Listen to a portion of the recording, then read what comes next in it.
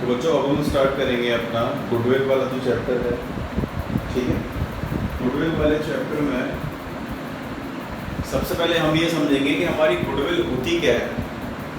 तो गुडविल का मतलब होता है ब्रांड वैल्यू या वैल्यू। गुडविल का मतलब होता है बच्चों ब्रांड वैल्यू या रेपुटेशन। जैसे कि एक एग्जांपल लेते हैं हम गांव का। गांव में ज़्यादातर लोग जो होते हैं वो हीरो की स्प्लेंडर बाइक को प्रेफर करते हैं। उनका मानना ये होता है कि इस गाड़ी का मेंटेनेंस भी अच्छा है और एवरेज भी अच्छा है। तो उस हीरो कंपनी की जो स्प्लेंडर है उसकी गुडविल सेट हो गई है, मतलब उसकी एक रेपुटेशन बन गई है गाँव में। ये गाड़ी अच्छी गाड़ी है, टिकाऊ गाड़ी है गाँव के पर्पज़ से, ठीक है। ये होता है हमारा गुडविल का एग्जाम्पल, जिसे हम बोलते हैं ब्रांड वैल्यू या रेपुटेशन।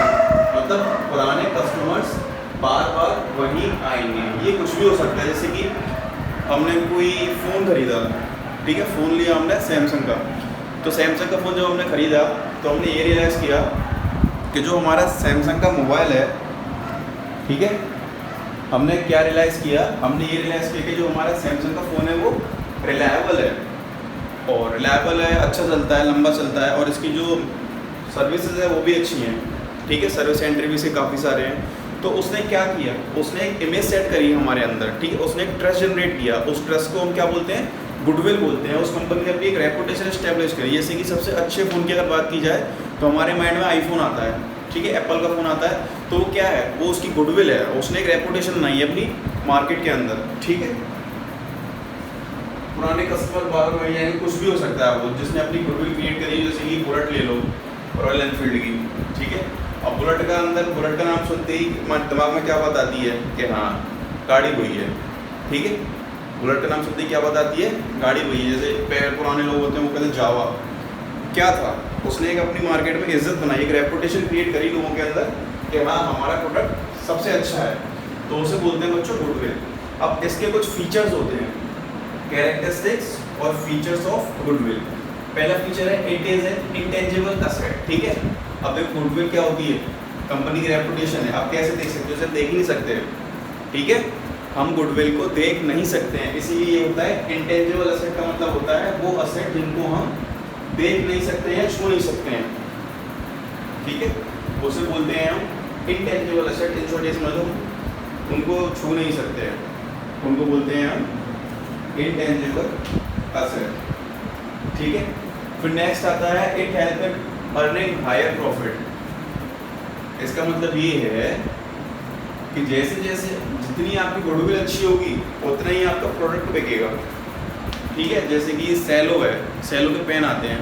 तो सेलो की गुडविल हमारे अंदर क्या है कि बहुत अच्छे पेन आते हैं। हम 4 लोगों को और बताएंगे तो इससे क्या होगा कि जो इसकी गुडविल है वो बढ़ेगी, लोग और ज़्यादा पेन खरीदेंगे और पेन जब उनके ज़्यादा लेंगे हम तो हमें क्या होगा, प्रॉफिट होगा, हमें हायर प्रॉफिट होगा, ठीक है।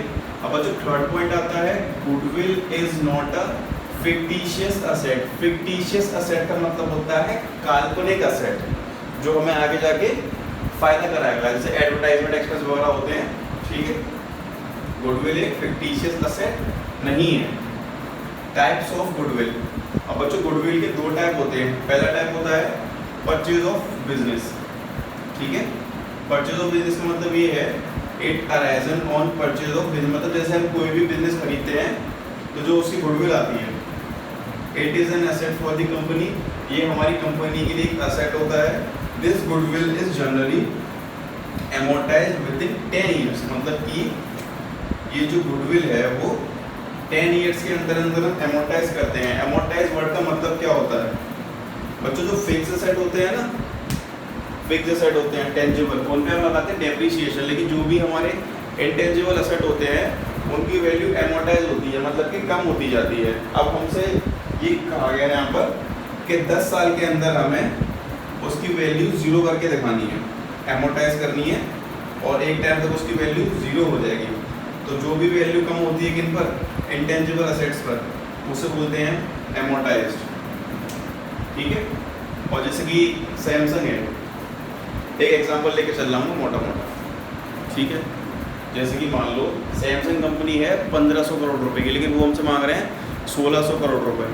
वैल्यू 1500 की है लेकिन वो 100 करोड़ हमसे एक्स्ट्रा क्यों मांग रहे हैं, गुडविल के जो उन्होंने अपनी गुडविल बनाई है उसके वो हमसे एक्स्ट्रा पैसे मांग रहे हैं, ठीक है, तो उसे बोलते हैं परचेज ऑफ बिजनेस। जैसे हम उनका बिजनेस खरीदेंगे तो उसके साथ में उनकी गुडविल भी आएगी। अब आता है self generated goodwill. Self generated goodwill का मतलब ये है, जैसे कि आईफोन ले लो, आईफोन के जो ऑनर हैं उन्होंने क्या करा, आईफोन हो गया, अमेजोन हो गया, इन्होंने स्टार्टिंग से ही मेहनत करी थी, ठीक है, इन्होंने धीमे धीमे करके अपने प्रोडक्ट की गुडविल मार्केट में बनाई, ठीक है, लोगों के अंदर ट्रस्ट बिल्ड किया। इसे बोलते हैं सेल्फ जनरेटेड गुडविल, जो हम खुद बनाते हैं। जैसे कि हमारी कोई रेस्टोरेंट है हमारा, हमने वहाँ पर अच्छा खाना बनाया, प्योर खाना बनाया, धीमे धीमे करके वहाँ पर हमें लोग जानने लग गए, ठीक है, कि सबसे अच्छा रेस्टोरेंट वही है। तो वो क्या किया हमने, सेल्फ जनरेटेड गुडविल, मतलब हमने खुद मेहनत कर वहाँ पर अपनी गुडविल बनाई है, ठीक है।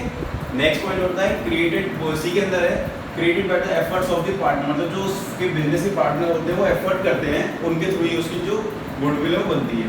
This goodwill is not recorded as an asset in the books, मतलब बच्चों ये जो गुडविल होती है इसको हम बुक्स में रिकॉर्ड नहीं करते हैं, ठीक है, बैलेंस शीट में सेल्फ जनरेटेड गुडविल कभी भी रिकॉर्ड नहीं होती है। अब आता है हमारा अगला point, need for valuation of goodwill, मतलब कि हमें क्या जरूरत है गुडविल की वैल्यूएशन करने की, मतलब हमारी गुडविल कितनी की है।